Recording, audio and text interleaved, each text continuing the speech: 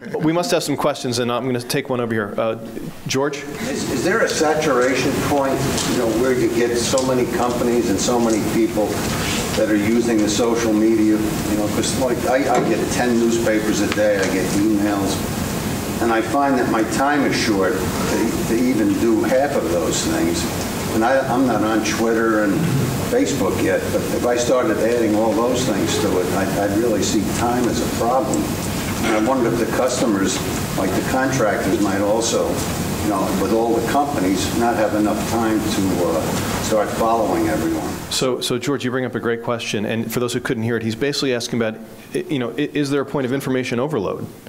Right? Is there too much communication? And I would throw that out to the panel. The way I would answer that is that you use these social media initiatives as a funnel to all the information. So you're going to, let's say, Facebook anyway, and if all your companies that you're interested in are on Facebook and are posting information and it's pushing information to you, you're only going to get the information you want at that point. And then using Facebook as your hub, and you go, oh, let me see that article about Osama bin Laden. You click on that, and boom, it goes to it. So it's really like a funnel to get you to the information you want, instead of going to all those 10 different newspapers at that point. The one thing I would add to that is there are some tools in Facebook and Twitter. For example, Twitter has lists. So if you want to I put all of the electrical industry companies and organizations I follow in a list, so I can easily go to that list to find topics of interest for that area. And like David said, if you really use it, it's a great news feed in and of itself. I think it's a really interesting point because, again, it all depends on your perspective. And I know from personal experience that some people feel overwhelmed. Other people can't get enough communications. There are tools now available that help you manage all of that. Something I've heard a lot of is that increasingly, email marketers who have been very successful over time are starting to see diminishing returns because so many people aren't checking their emails anymore. They're going right to Facebook or LinkedIn as sort of universal memory of all of their contacts, right? Why do I have to go sort through my 50 emails, addresses and address books? I'm going to go right to my LinkedIn. I do that all the time. When I want to find Becky Burgess at NAED, I don't hunt for her email. She's listed in my LinkedIn, and I know exactly where I can go, which means that some of those channels, George, may actually go away.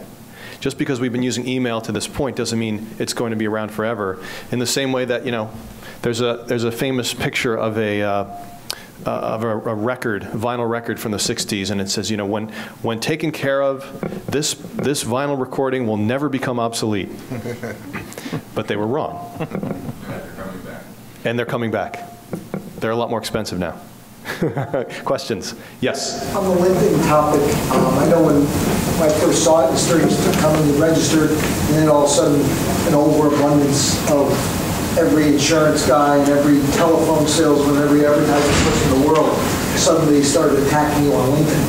And no, and just when you say attacking you, what do you mean? Just getting, they want to invite you to sign up, and I'm not exactly sure the terminology because I got off.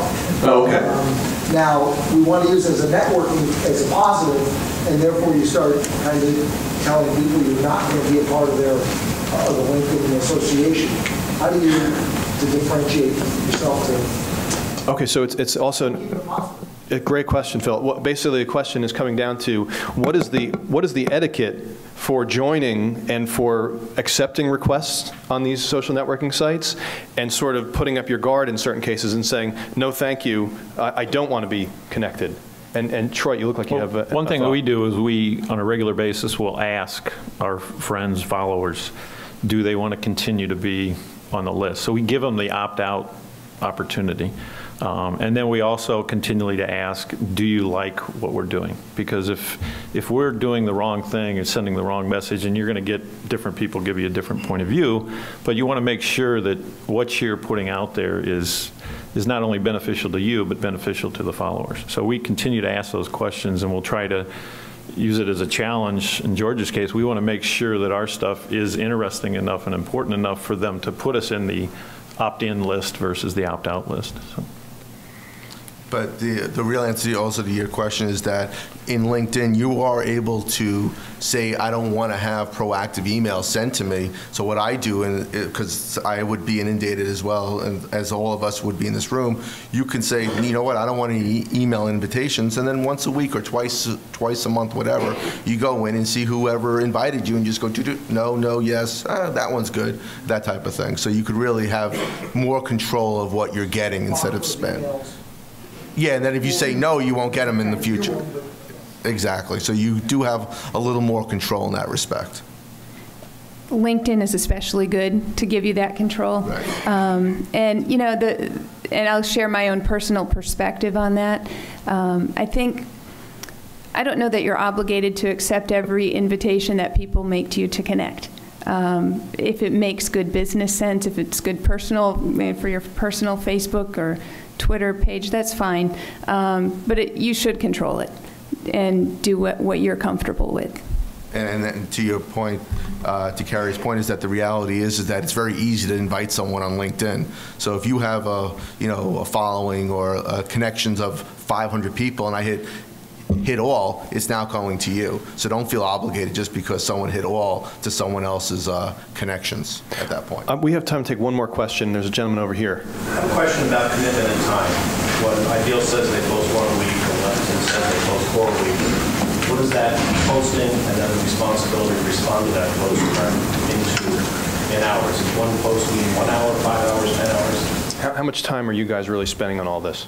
I mean, our marketing communication probably spends 10% of their time doing that. We monitor Facebook 3 times a day. Twitter, we try to monitor that the same amount. We've pretty much got 1 to 2 people dedicated to do that, but they're doing a number of other things while they're doing that. As far as the post, it depends on what you're putting out there, the content, and how big it is. But usually those even are not that time consuming.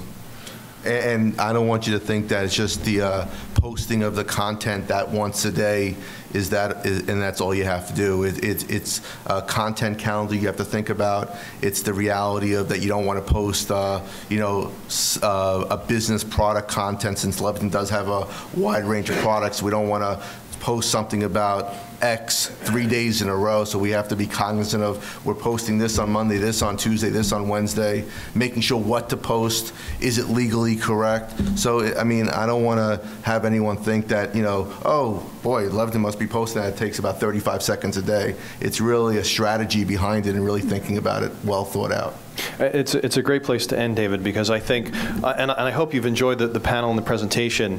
One of the things that we're going to leave with you as a takeaway is that there are a lot of resources out there, fortunately, because it is the social media we're talking about, that can help you put together those plans and start to make some ways into this new landscape. And Carrie, actually, you mentioned a book that you brought out in the plane that might be an interesting thing to share.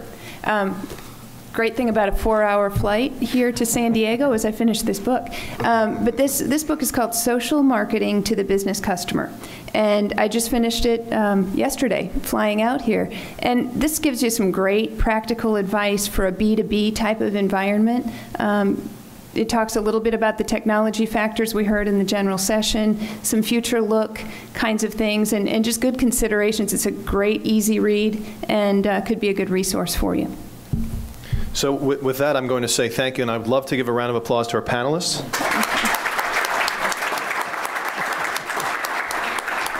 Thank you all for your time and consideration.